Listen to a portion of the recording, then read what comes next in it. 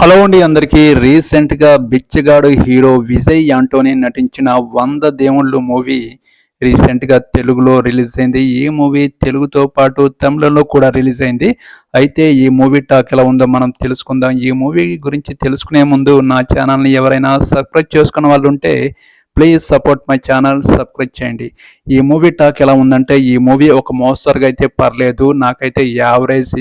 ఈ మూవీ అసలు స్టోరీ ఏంటంటే, ఈ సినిమాలో ఒక లేడీ క్యారెక్టర్ పెళ్లి చేసుకున్న తర్వాత వాళ్ళ హస్బెండ్ చనిపోవడం జరుగుతుంది. పిల్లలతో ఒక ఊర్లో జీవనం కొనసాగిస్తుంటుంది. అలాగే ఏ మొగుడు తోడు లేకుండా ఉండే ఒక లేడీకి ఆ ఊర్లో కొంతమంది మనుషుల దగ్గర నుంచి కొన్ని అవమానాలు, సూటిపోటి మాటలు ఎదురవుతుంటాయి.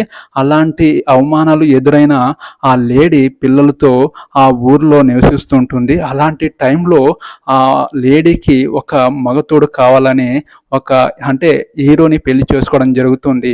హీరోని పెళ్లి చేసుకున్న తర్వాత ఆ ఫ్యామిలీ సుఖంగా ఉందా, ఆ ఫ్యామిలీ కష్టాలు ఎలా ఎదురయ్యాయి, ఆ కష్టాలను ఎదురీది ఆ ఫ్యామిలీ ఎలా ముందుకెళ్ళింది అనేది ఈ సినిమా స్టోరీ.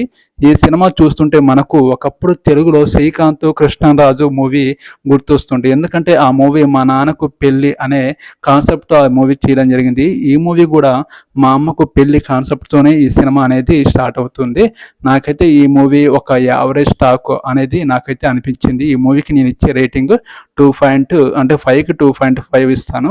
ఈ మూవీ ఒక మోస్తరుగా అయితే ఆడుతుంది. ఎందుకంటే బిచ్చగాడు డైరెక్టరు ఈ సినిమాని తీయడం జరిగింది.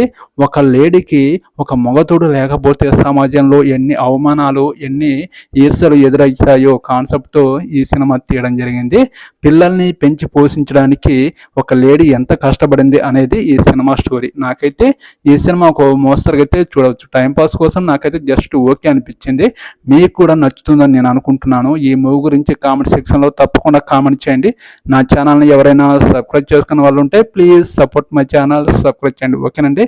నెక్స్ట్ మూవీ రివ్యూతో మేము ముందుకు వస్తాను. Okay, bye.